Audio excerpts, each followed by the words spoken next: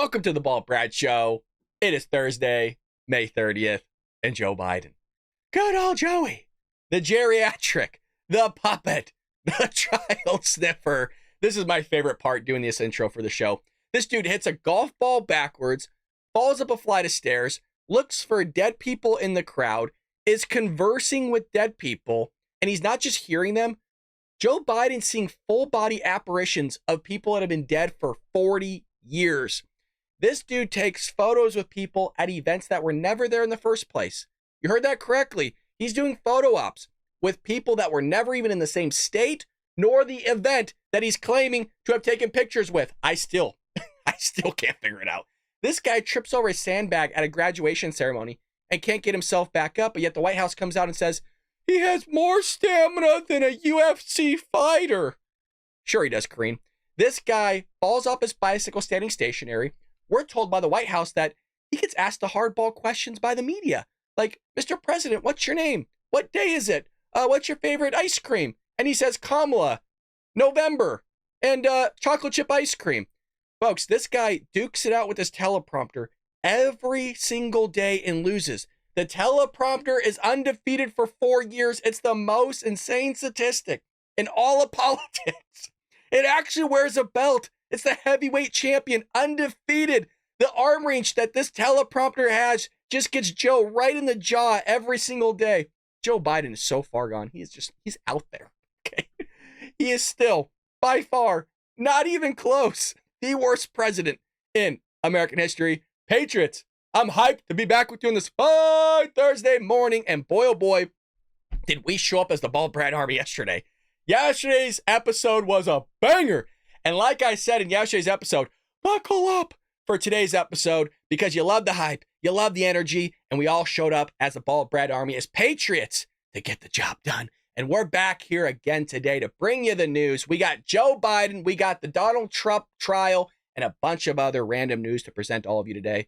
Before we jump into any of this craziness, support us by not only hitting that like and subscribe button and leave us a comment down below. Throw a nice FJB down there. F Joe Biden. We gotta be careful on YouTube with the censorship. But most importantly, watch the video all the way through from beginning till end. That is how you can best support us. YouTube does capture analytics individually and us here as a channel. And if people are engaging with the video and watching all the way through, they will actually send that video out there to more viewers who haven't seen our content or our channel, meaning we're reaching a broader audience. And hopefully they can join the Patriot movement. Hopefully they could join the Bald Brad Army. And basically, YouTube will send our videos out there to new viewers who haven't seen our content or our channel by you watching all the way through, hitting that like button, and a comment down below. Patriots, your help and support would greatly be appreciated. Well, Joe Biden, yes, dukes it out with the teleprompter, and the teleprompter is undefeated. It has never lost. But Joe Biden also messes up without a teleprompter. So here he is giving a speech where he says that he is going to build, listen carefully, a $60 zillion bridge in Baltimore. And just the awkwardness of this applause is, I don't even know how you describe it. Here we go. My father's from Maryland, but it's not Baltimore, it's Balmer. Balmer. And we're rebuilding a $60 zillion bridge in Balmer. That's right. Look, here's the deal. Did you just see that? We're gonna build a $60 zillion bridge. The dude doesn't know what the hell's going on. We're gonna build a $250 billion space shuttle. It's like, geez, well, and the guy there clapping. That's right. That's right. It's like, what the? Here we go. Let's, can we just walk? Can we back this up? Balmer. And we're rebuilding a $60 zillion bridge in Balmer. That's right. Look, here's the deal. They're clapping for it. This is like the same video where we saw a bunch of these Democrats going, 4 more years, 4 more years. Yeah, no, great. We want 4 more years of inflation. We want 4 more years of the world blowing up. We want 4 more years of wars. We want 4 more years of our energy prices going through the roof. Yeah, we want 4 more years of rising interest rates in terms of mortgages and student loans and all this other craziness. We want 4 more years of this massive invasion at our southern border. These Democrats are idiots. Well, it wasn't just that, you guys. We got a lot here. We got a jam-packed episode. Like I said, hit that like and subscribe button if you haven't already. So Joe Biden, he keeps pushing this whole civil rights movement. I know it seems like a bit when I go, I sat there and walked the streets with Dr. King and was an activist for black people. And I say, no, you weren't, Joe, because he wasn't. There's like a side-by-side video, him even acknowledging himself. Yeah, I didn't do that. It was total bullshit. So here he is, saying in 1969, I got involved deeply in the civil rights movement. He keeps continuing to lie. This isn't the same event that you just saw. Here we go. Like I said, in 1969, I got involved deeply in the civil rights movement. Those of you who are Pennsylvanians know that Delaware used to be a slave state and a southern state in its attitudes. I mean, for real. We have the 8th largest black population as a percent of population of any state in the nation. And one of the things that amazed me was how the community stepped up when you gave it a shot. Like I said, it's unbelievable. It's like this. He says such insane things. And you guys, he doesn't need a teleprompter to kick his own ass. It's like that scene from Liar Liar where Jim Carrey can't lie and he leaves the courtroom to go in the bathroom and just starts kicking the crap out of his own self. And this guy, this lawyer, is here going, what the hell are you doing? Which is all of us. And he goes, I'm kicking my own ass. Here we go. What the hell are you doing? I'm kicking my ass. Do you mind? That guy is all of us. That guy is all of us going, Joe, what the hell are you doing? And he's going, I'm kicking my own ass. Joe's not with us. Holy crap. This guy, I always make the joke. He comes out and goes, I drove 18-wheelers. Joe Biden wouldn't know an 18-wheeler nowadays if it hit him directly in his freaking forehead. I sat there, was an activist for black people. He goes, I was selling Girl Scout cookies back in the 70s going door to door. No, you weren't, Joe. This guy just makes shit up. I flew with the astronauts in Apollo 13. I walked the moon. Holy crap. And here's the astonishing Democrats going, yep, oh yeah, 4 more years, 4 more years. You just saw it.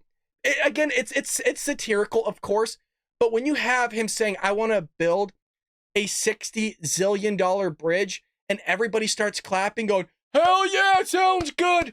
They're off their rockers too, you guys. Really odd, really weird stuff. What also is really odd and weird is the 2020 election and how we're going into 2024, right? The 2020 election, allegedly Joe Biden is the most popular president in American history. That's what I'm told. I don't believe it. I'm just saying what I'm told. 82, 83 million votes, something like that. Some foozery happened.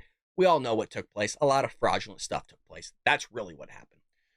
Well, what's interesting is we're told he's the most popular president, right? People were showing up in droves for this guy. People couldn't get enough of Joe Biden. They just want to get a glimpse of the guy, right? But yeah, if you look at 2020, Joe Biden couldn't fill an empty parking lot. Joe Biden couldn't fill his mother's basement. And now we have that happening again.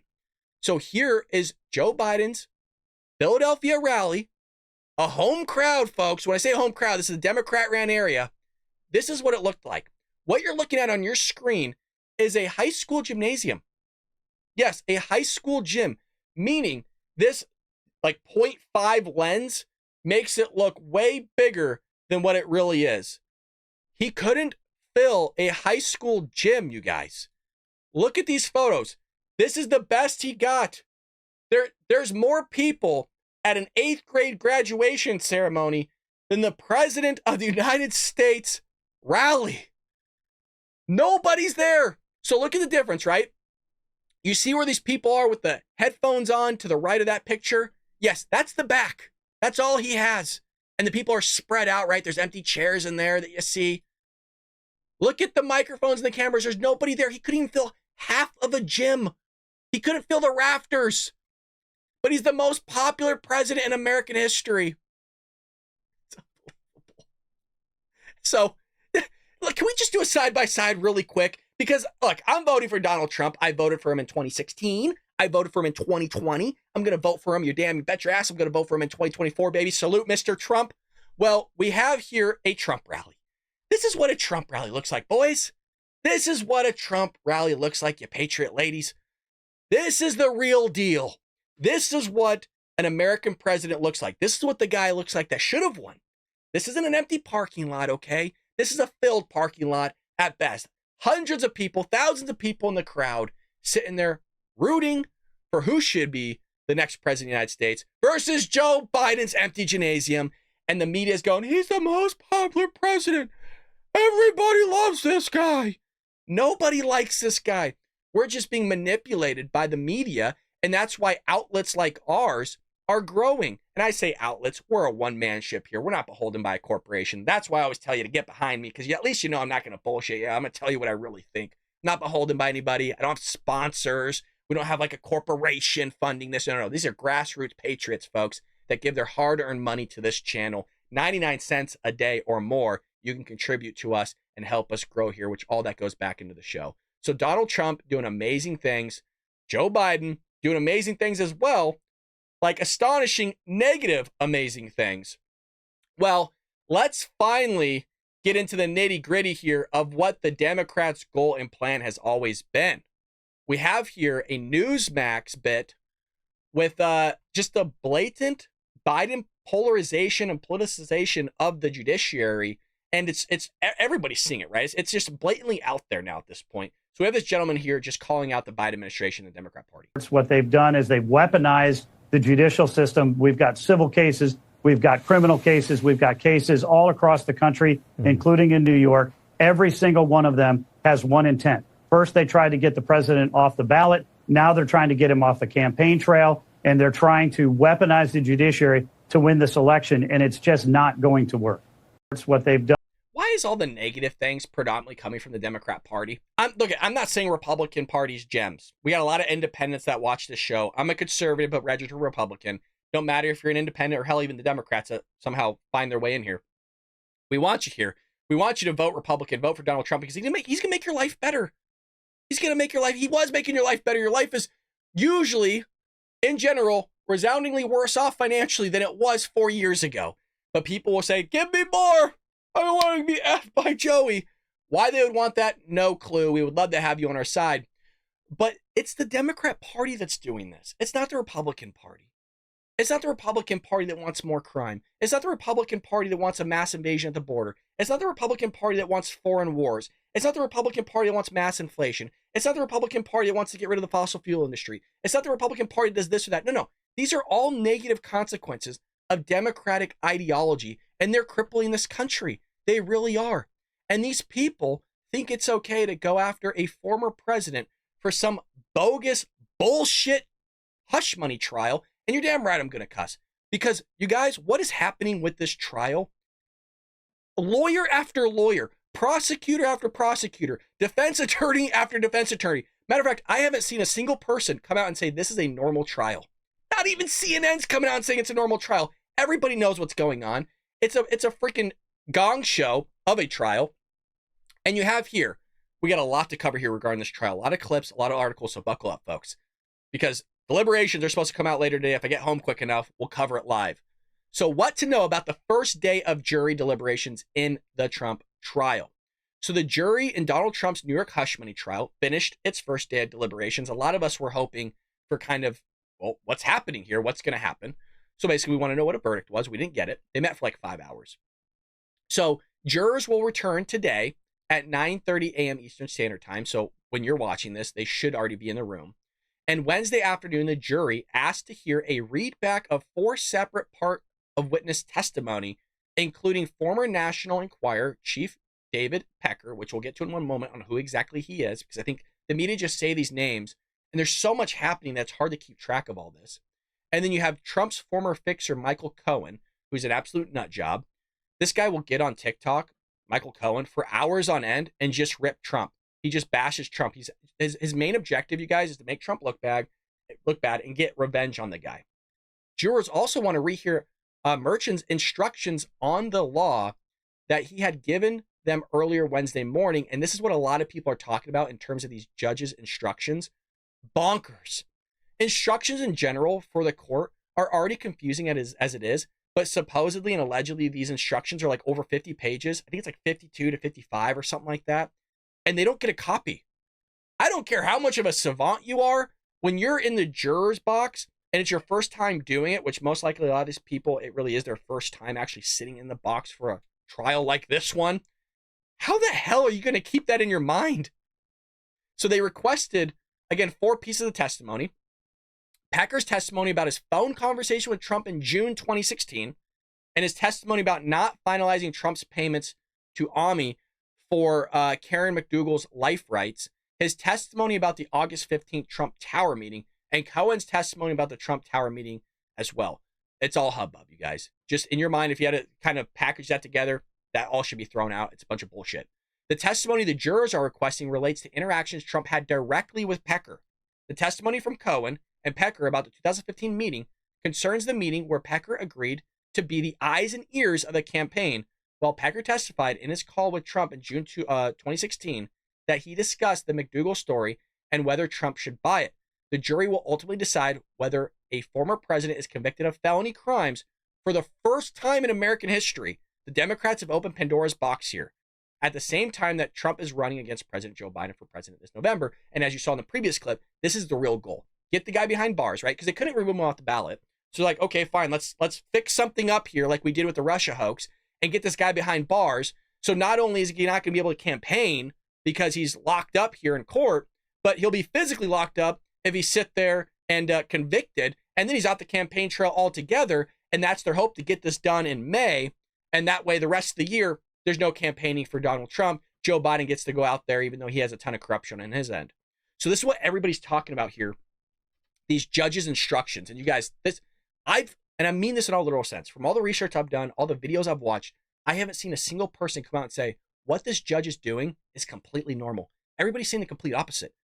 There's people that have been doing this their entire lives. Lawyers, judges themselves going, we've never seen somebody do this. And it's not like they're going, well, I've seen it kind of once or twice before. No. Everybody I've watched, and yeah, it's anecdotal, but everybody I've seen is saying, we have never in our history of our career seen anything like this. That should tell you everything you need to know right there. Because all these people are not just Republicans. They're Democrats as well. Their lawyers are saying this is some crazy shit. The political implications of the case were not overtly at issue on Wednesday, which is BS, by the way. Mind you, this comes from CNN, so that tells you everything you need to know.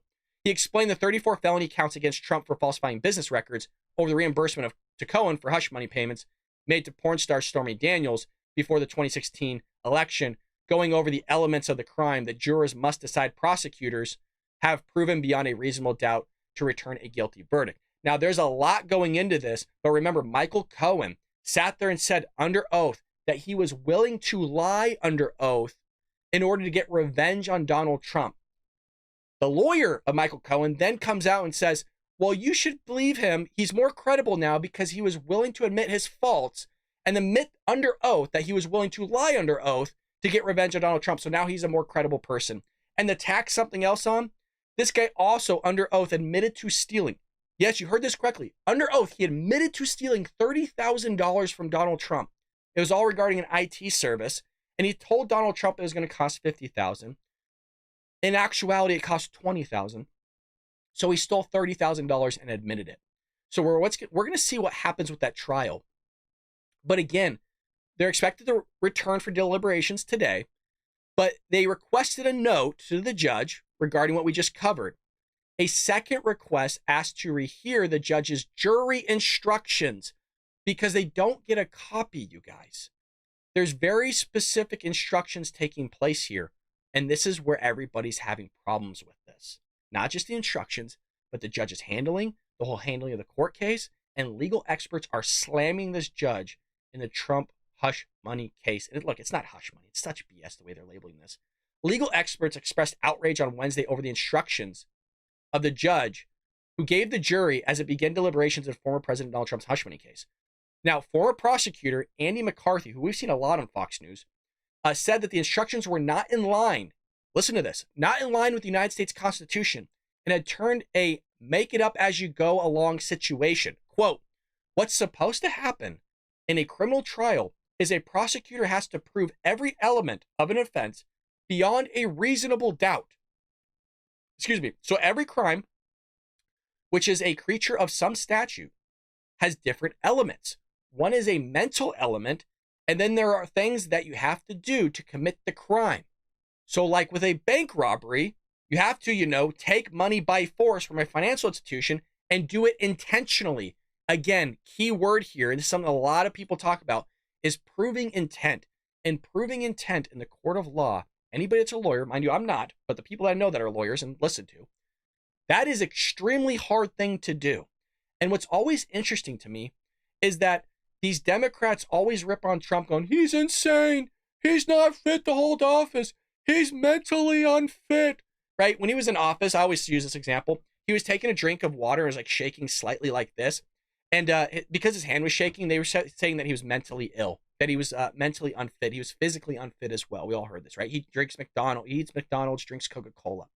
Well, when that happened, they were claiming that they should put in the 25th Amendment because he's mentally ill. He's physically unfit. He shouldn't be in office. Then they say that he's crazy, right? He shouldn't have keys to the nuclear weapons, right? The codes to the nuclear arsenal, all these things.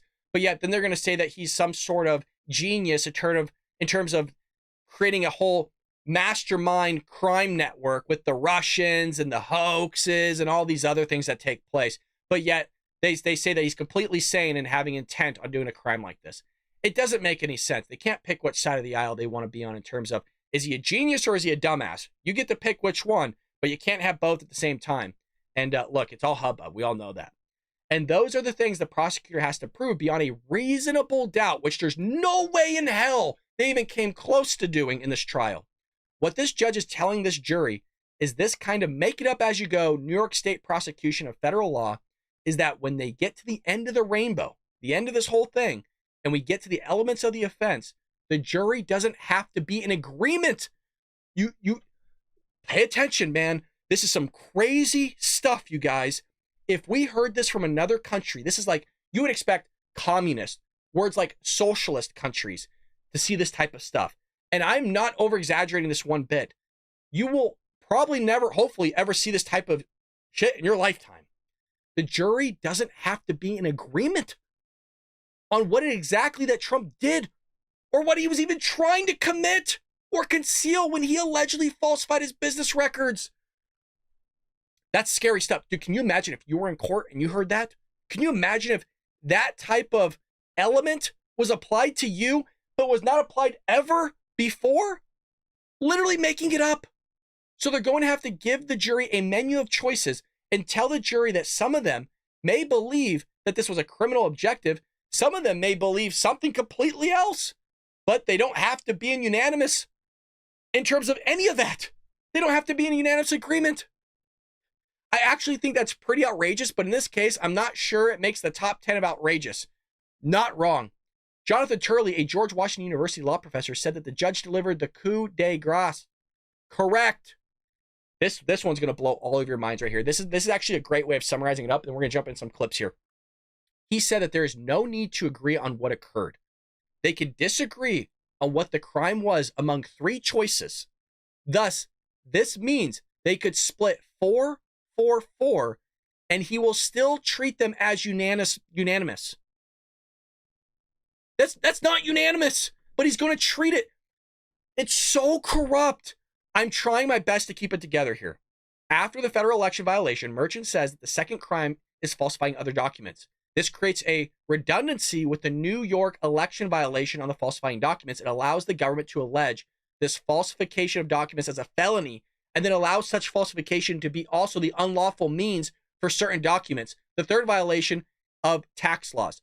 So they're okay. How do I explain this in simple terms? They're basically sitting there enforcing the fact that this is some sort of felony, which in reality, it's downgraded below that, and in such is not one. But the Democrat Party is really trying to stretch this bad boy out in terms to get Donald Trump locked up under terms of a felony. Truly wild. We got Fox News here. Judge Merchant muddied up the waters to try and make Trump trial a very complicated case. We got Judge Janine Perino here, baby. Here we go. Thank you, John and Sandro. Good afternoon, everyone. I'm Shannon Bream in for Martha McCallum. This is The Story. We are live at the Trump trial in downtown Manhattan, where the jury is deliberating right now. Behind closed doors here, the former president charged with falsifying business records to cover up a payment to porn star Stormy Daniels before the 2016 election. He is facing up to 4 years in prison on each count, and he says he did nothing illegal. Mother Teresa could not beat these charges. These charges are rigged. The whole thing is rigged. You have a trial like this where the judge is so conflicted he can't breathe. He's got to do his job. And it's not for me, that I can tell you. It's a disgrace. And I mean that. Mother Teresa could not beat those charges, but we'll see. The 5 co-host Judge Janine Pirro is with me here at the courthouse. All right, Judge, what has struck you? The final arguments, the jury instructions, now we wait. Well, there's so much that strikes me. I mean, on the one hand, I've been saying continuously that Michael Cohen is the linchpin of this case, and the judge gave an instruction: if you believe that someone has lied to you about a material fact, then you, of course, are free to disregard that person's entire testimony. If they go to that issue regarding Michael Cohen, most of the consideration of this case is done. However, what the judge did was he muddied up the waters, and what was a relatively simple case has now been turned into a very complicated case by the judge saying, look, we've got these misdemeanors, but if you believe that any of these 3 things happened, a federal election campaign violation, a tax violation, or the third one is the falsification of records, and we don't believe there were any falsifications, and we don't really care whether or not you all agree on which one of these 3 things happened, then you can convict the defendant of a felony.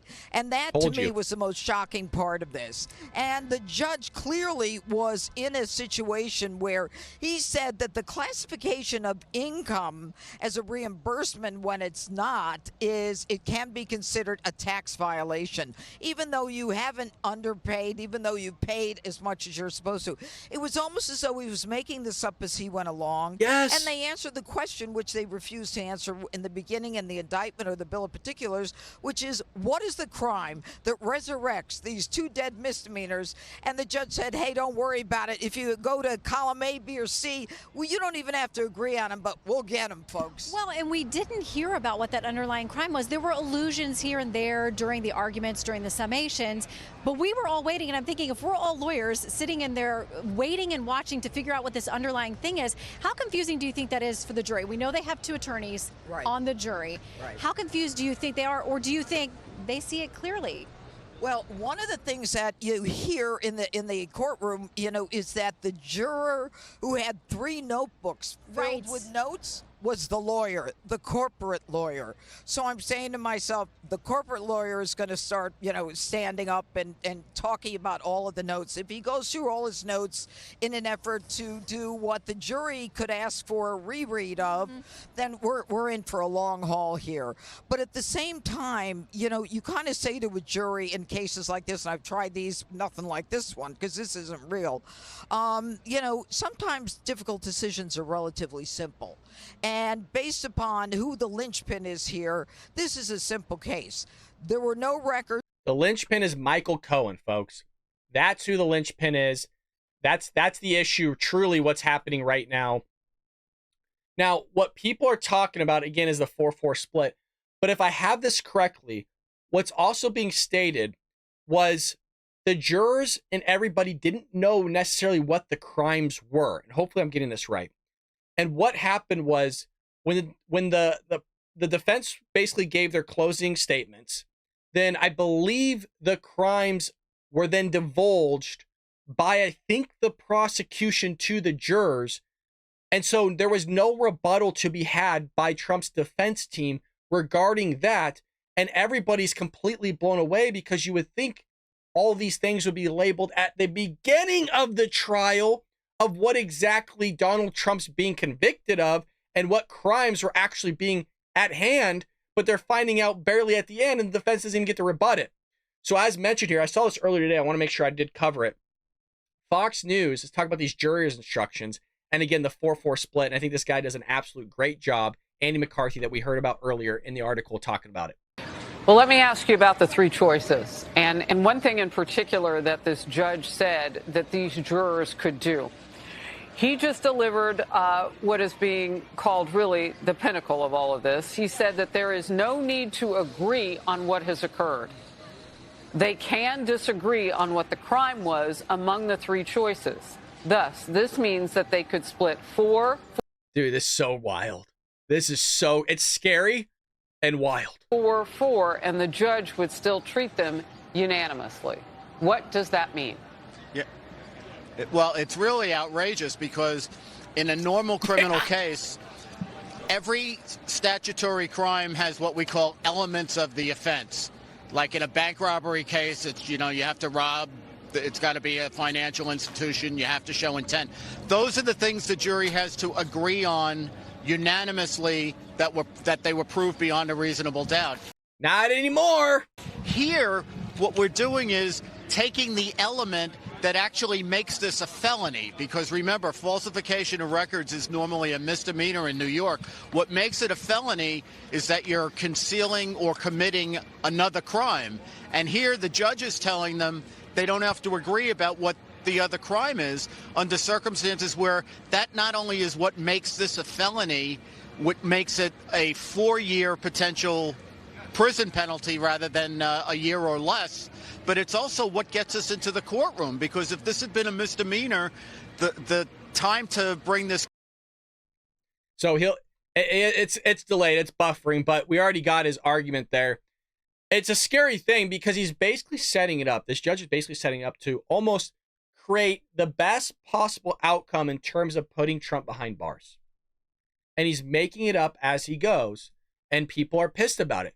People aren't happy with what's going on here. And one of those people that's not happy is Megyn Kelly. And Megyn Kelly's not exactly a Trump supporter. I'm not even sure if she's voting for Trump in 2024. We all remember their tiffy. But she knows what she's talking about in terms of law. We're going to listen to what she has to say real quick. Now we've seen the prosecution's case in full against Donald Trump, and it's even more outrageous than we knew. There's a reason Alvin Bragg was playing cutesy with us on what this case was built upon from the moment he indicted Donald Trump. And we heard that reason for the first time during closing arguments in this case. Donald Trump was not afforded due process in this case, not by a long shot. They refused to tell the defendant, who had to answer to criminal charges, what they were charging him with. We only found out hours ago, after his defense attorney sat down and had no additional chance to address the jury. It was done with the cooperation and complicity of Judge Merchan, who is supposedly an independent, fair-minded jurist. It's a... Yeah, right. You know who also says that? CNN. We're the most trustworthy news source out there. We're unbiased. Sure you are. Sure you are. Well, we have Donald Trump's legal spokeswoman, Alina here. Beautiful woman. Talking about what the hell is going on with this trial with Jesse Waters. Here we go. Alina, so you were there. Closing arguments, Todd Blanche, Trump's defense counsel, went first. And then I guess the prosecution, did 5 hours? Right. That's what you have to do when you haven't proven your case in trial. You plan that you have this great big break, and then you come up and you say, oh, guess what? I get to go do an argument. And in my entire argument, guess what, everybody? They don't get to rebut anything I say. So they took 4 hours to tell their story. I actually had to leave. I couldn't believe it. I mean, it was insane. Probably need a bathroom break. That's a very, very long closer. Yeah, but what was the point? Did they have a crime at the end of this? No. No, still they haven't named the crime. They could not give us any evidence. It was a lot of noise, and that's what we keep seeing, Jesse. There was not one bit of evidence that showed that Donald Trump had an intent to commit any crime. And I'm still... as I sit here as an... Isn't that what I said? It's going to be difficult to prove intent. They don't have any. They don't have any evidence. This whole thing's a sham. It's all political. We saw the goal. We saw the end game. We'll let her continue here. Attorney trying to understand how they could have possibly brought this at this point, wasted this much taxpayer dollars, past the statute of limitations, and then had the audacity to make a jury sit there until 8 o'clock with a bunch of nonsense and shiny balls, as she just said, because that's all they've got. They've got no facts. Exactly. They don't have any facts, and the facts they do have were completely fabricated. One thing you always have to ask yourself when you see a massive movement by the Democrat Party to politicize something is, what are the facts they are using? And then whenever you hear the facts, really question that. Just like you saw with this whole Russia hoax and this Robert Mueller investigation, this witch hunt that took place, it was all fabricated. It was all make-believe. It was all falsified. There was no facts in it, even though the mainstream media was coming out and saying, well, it's real, there's facts. And then when Republicans say that something is fact, like, I don't know, the Hunter Biden laptop, the media is going to come out and saying that we're wrong. We're conspiracy theories. Everything's ass backwards. What Democrats say is completely bullshit. And what Republicans tend to say, at least leans on the more trustworthy side of things. So we saw what happened here. They wanted to get this guy off the ballot. Okay. That was the original goal. And they said, well, shit, we can't do that. Americans don't want that. The court systems won't allow it. So you know what? Let's go to battle with the court systems. Let's go to battle with Donald Trump. Let's put this guy behind bars. At the very least, let's make sure we get him off the campaign trail, because Joe Biden, the geriatric, the child sniffer, can't sit there and get a sentence out correctly. We want to make sure that guy gets enough time on the campaign trail to get a few sentences out correctly and maybe gathers a few million more votes from other knuckleheads. And worst case scenario, we keep him off the campaign trail. Best case scenario, we get the guy locked up and he can't go on the campaign trail at all, and potentially might not even be able to be president of the United States because he's not on the campaign trail, and who knows legally how that devolves into a lot of things.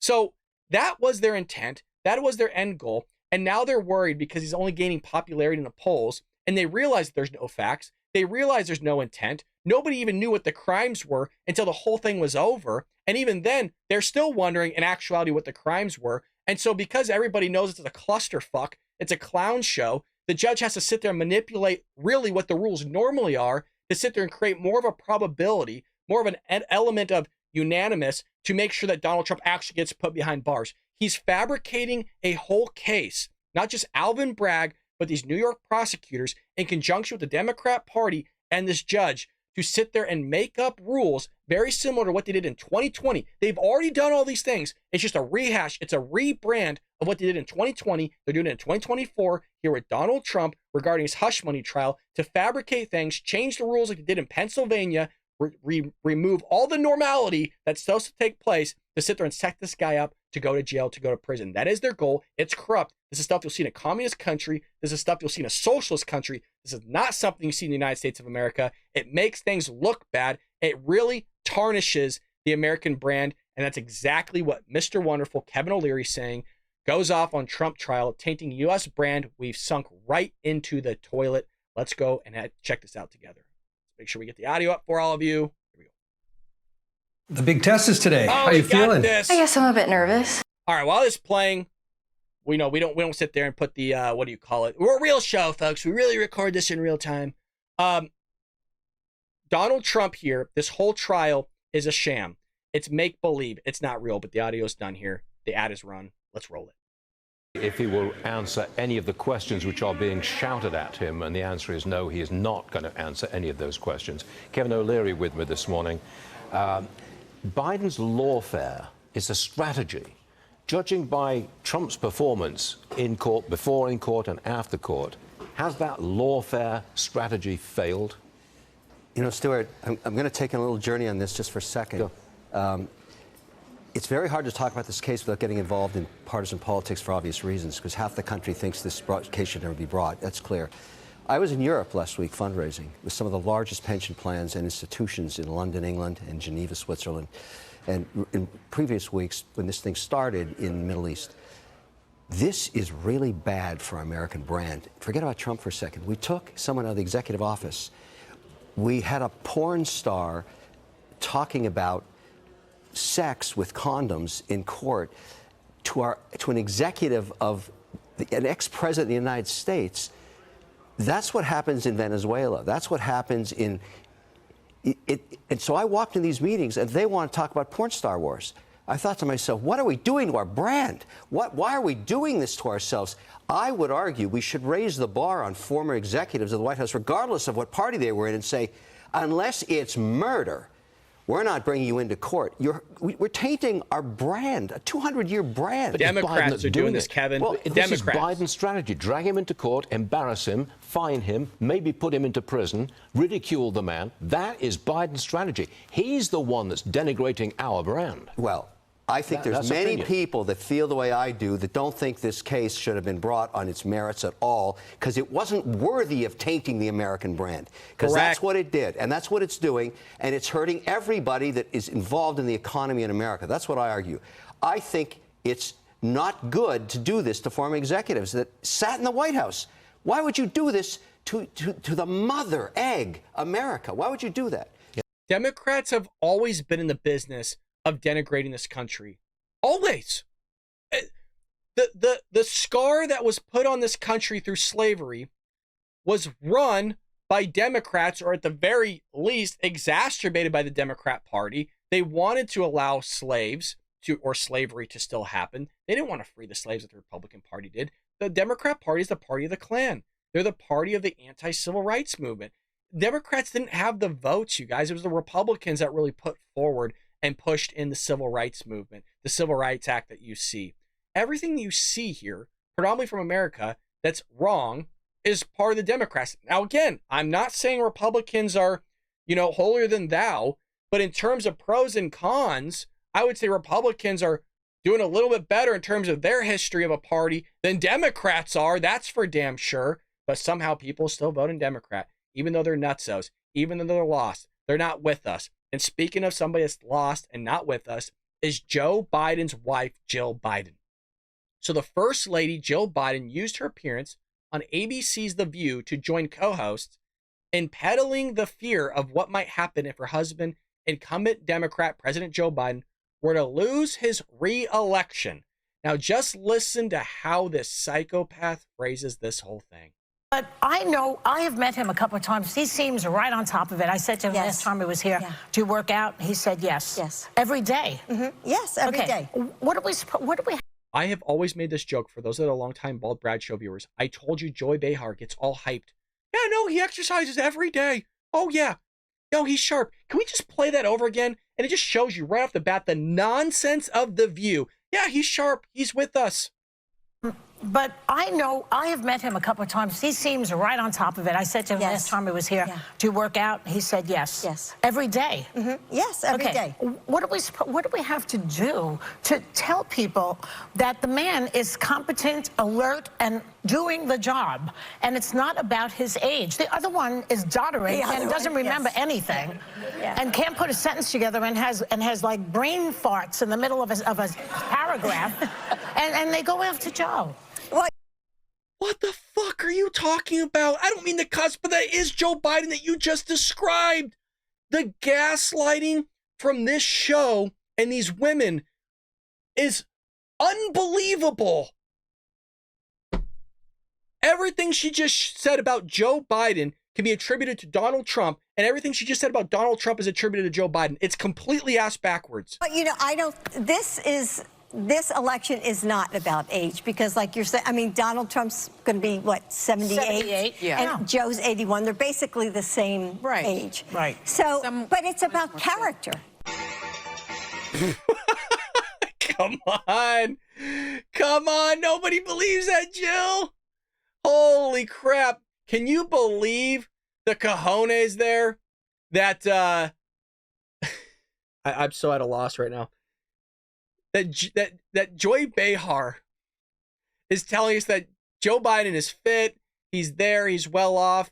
So here she is again. Here's Jill Biden, says that her husband never screams at anyone, even though there's been multiple reports from White House staff, and we've seen it on camera. We've sat through speeches of him just yelling at all of us. Here we go. Donald Trump will gaslight. He overtalks. There are no guardrails. So he stalks. I happen to believe it's really important, more than ever, to have a debate with guardrails. What is the strategy that the president has going into this? Any tips you'd have for a debate that we could pull off where we could actually hear our candidates? No, they've built that in where they're going to turn off those mics so that somebody can't ramble or scream at somebody. You know, not that my husband would be the one doing that. No.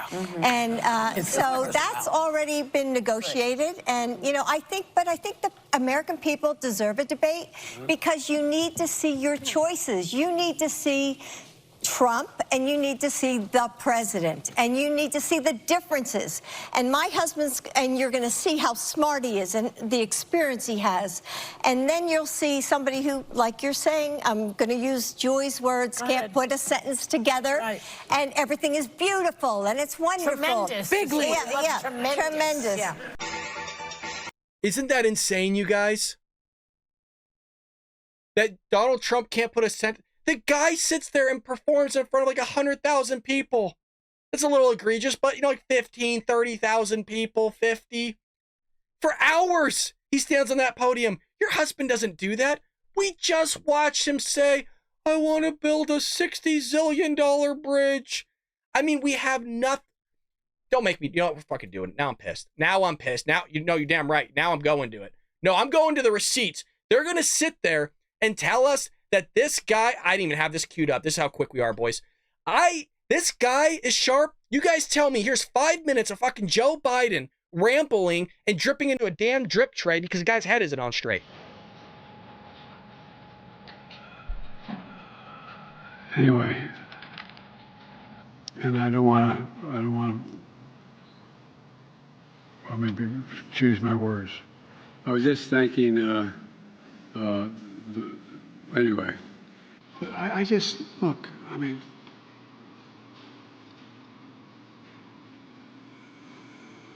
Putin's kleptocracy, yeah. It was in January, after being elected. So late January, early February.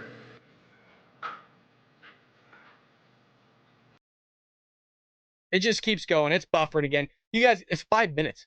5 minutes of this guy not having his head on straight. But they're going to sit there and be like, he doesn't scream at anybody. He's sharp. He has stamina. He doesn't fumble through his words. He's so sharp. He knows everything that's going on.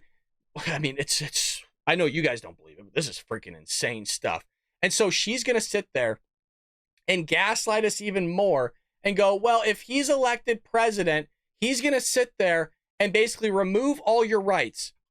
If Joe Biden's elected president, yeah. If Donald Trump's elected president, no. We'll actually probably get some of our rights back. So here she is lying once again, just like her husband. But we cannot take things for granted because they can. And think of the Supreme Court. For God's sake, talk about things getting worse.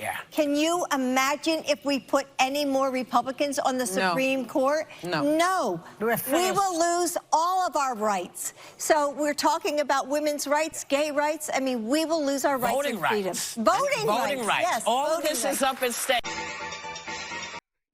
You're gonna lose all your rights under Donald Trump, as if he's never been president before. Holy crap! It's evil, man. That is some evil stuff. Maybe I'll do a second episode here, a short kind of clip, just showcasing all of these and maybe throwing a montage of Joe Biden freaking going off his rocker again. But there you have it, folks. We got a banger of a show out for all of you. Again, if you could watch this show all the way through, pop it on mute, just leave it running, hit that like and subscribe button, leave us a comment down below. Would love to hear from you guys. I read all your comments. I'll try my best to reply to all of them. But damn, I'm out of coffee, dude. I'm sweating up a storm here. I'm so pissed. Jesus. Well, Patriots, always great hanging out with all of you. I look forward to a Friday episode, and I'll keep you up to date on that Trump hush money trial. And let's hope that Mr. 47, hopefully 45, but hopefully 47, gets off clean and clear. So we need him in office so that our rights don't get removed. And that we could turn the ship around and figure everything out that basically Joe Biden has, crapped on. So with that being said, hit that like and subscribe button. We have a join tab over here if you want to become in the Bald Brad Army. 99 cents a month, folks. Goes back to supporting the show. Your help and support would be greatly appreciated. Watch the video all the way through. And folks, I'll see you tomorrow here on the Bald Brad Show.